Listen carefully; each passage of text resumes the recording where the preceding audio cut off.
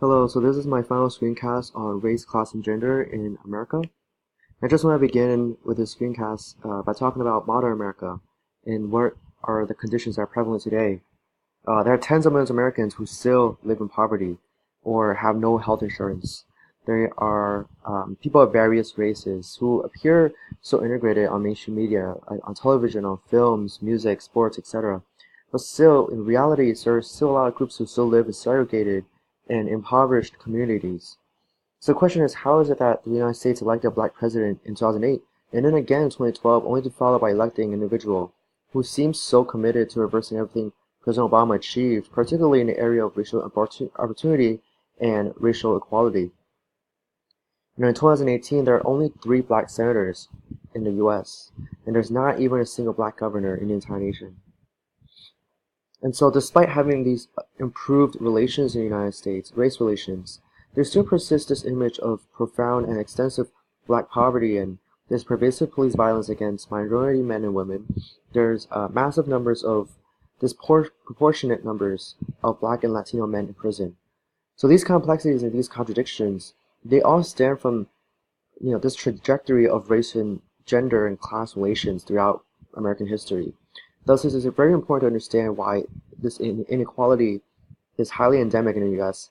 and it's very imperative to investigate how race and ethnicity, wealth and income, sex and gender have changed throughout several centuries of the U.S. Existence. So few are aware that America's great literary tradition actually traces back to a black woman living as a slave in America. She was kidnapped from West Africa as a young girl, and Phyllis Wheatley, she went through the Middle Passage, she was brought to Bermuda, eventually she ended up in Boston, Massachusetts, and she lived through the Revolutionary War. Eventually she became a published author, and she advocated for liberty and religious freedom, and this was all while she was still enslaved. And eventually she became the first black individual, in what is now the United States, to be published in 1773. It was before she was freed in 75. And so throughout her volume of poems, titled Poems on the Various Subjects, Religious and Moral, she essentially found 3 distinct intellectual movements: the American poetic tradition, the black literary tradition, and the woman's literary tradition. More specifically, Wheatley's poem on being brought from Africa to America can be perceived as deeply ironic and sarcastic.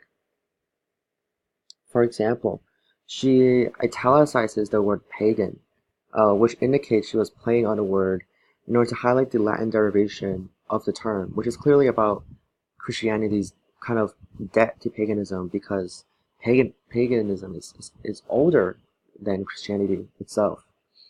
And so she's suggesting that, coming from a pagan land, um, why would she need to be brought to America to have mercy and have her soul saved? Nevertheless, because of her intellectual achievements, she was granted freedom in 75, and her existence and her accomplishments really shone a light on the reality that America wasn't really built on the idea that all men and all people are created equal, let alone a black woman. Another really notable female figure is Elizabeth Cady Stanton, and she was a very popular female advocate and suffragist. And when she was getting married, she actually asked the minister to remove the phrase "promise to obey," because she believed that when 2 people are married, that they are equal individuals. And when she met Susan B. Anthony in 1851, they both dedicated their lives advocating for women's rights through their collaboration in the eventual formation of what is called the Women's Loyal National League. And together they influenced the women's rights movement um, in many decades after that. Stanton and other women's rights activists and also an abolitionist named Lucretia Mott, they announced the world's first women's rights convention called Seneca Falls Convention, where the Declaration of Sentiments was written. And in this document, it demanded for social, educational, economic, and legal improvements for women. It especially demanded for women's right to vote. Um, Specifically, the Declaration of Sentiments proclaimed that such laws which prohibit equal rights of women in society actually contradicts the law of God, because the Creator actually intended for all of his creations to be equal. Nevertheless, Stanton expressed that women should not be satisfied with being limited in their rights and in their positions and their power, because they should have the same rights as their male counterparts. And so Stanton really encouraged women to speak out and insist for equality. So more about the Declaration of Sentiments. It also declared that if a government denies an individual their unalienable rights, of life, liberty, and pursuit of happiness, that person should thereby deny their allegiance to that institution and insist otherwise. And Stanton and the other members of the convention, they believed that it was their natural duty to, advocate for their rights and the security of those rights, and to seek change in any institution that attempts to suppress them. And so, women had too long been denied their rights, in marriage, in property, in positions of high power, in church affairs, etc. And so Stanton really emphasized that each and all of these unfair deprivations degraded women, destroyed their confidence, their self-respect, and so very commonly it resulted in women settling in a life where they had to be dependent upon men. Nonetheless, this convention really set the foundation for the discussion, the movements for women's rights in the United States.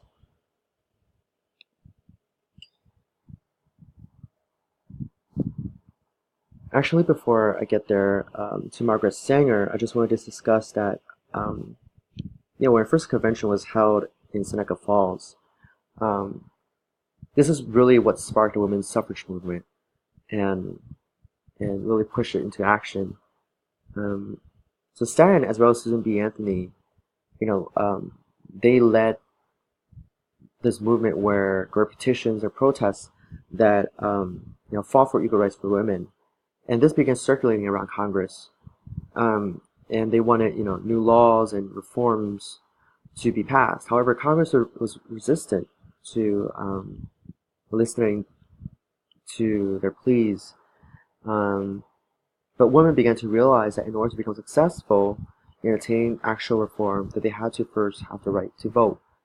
And so that's what really kind of transitioned the women's rights movement into something larger and more recognizable.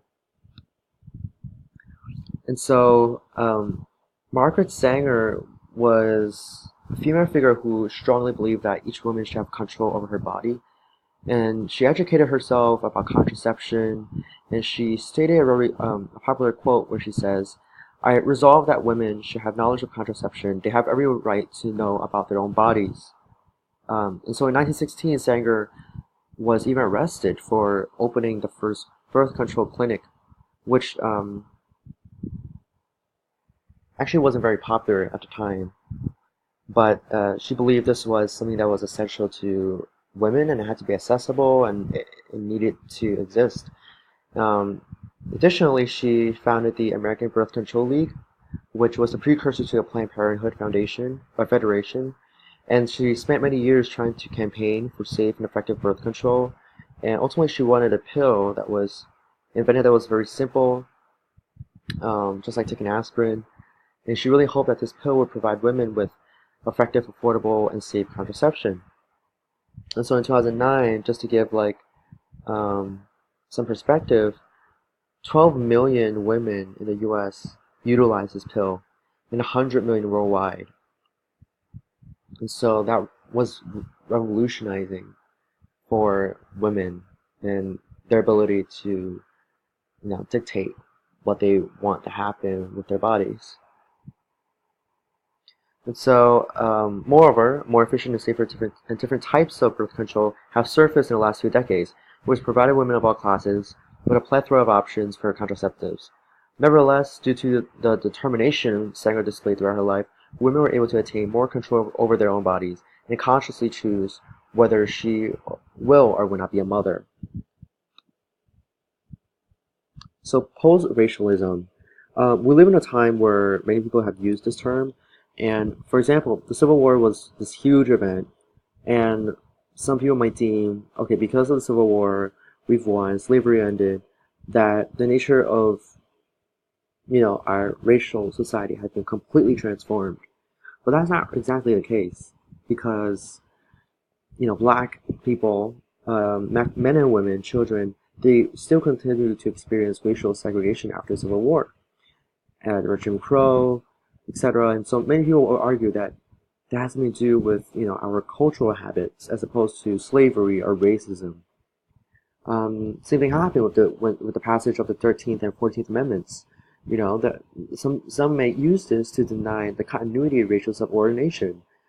Some argue that racism doesn't exist anymore. We can see this with Barack Obama's election. Okay, now that we have a black president, we are past racism.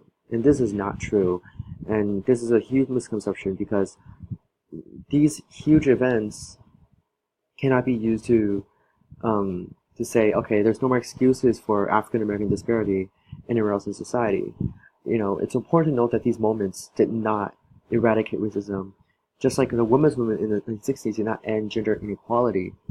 And so it's important to note that there's still a lot to be done in order to reach